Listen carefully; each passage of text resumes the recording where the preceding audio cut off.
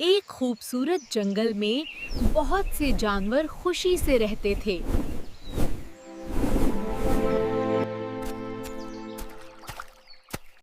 ओह, नदी का पानी हो कम गया हो है। गया है। मैं कहता हूँ रास्ता बंद हो गया है। नहीं नहीं, गिरे दरख्त हैं। गिरे हैं। लड़ो मत, पहले मसला समझते हैं।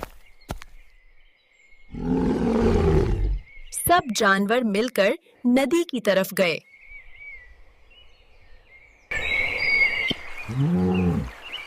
अगर हम पत्थर हटा दें तो पानी आ जाएगा। ये काम मुश्किल है। मिलकर कर सकते हैं। मिलकर कर सकते हैं। हम पहले छोटे पत्थर हटाएंगे, फिर बड़े। ठीक है, ये बात समझ आती है। जानवर लड़े नहीं, मिलकर काम करने लगे। देखो, पानी आ रहा है। हम करीब पहुंच गए हैं।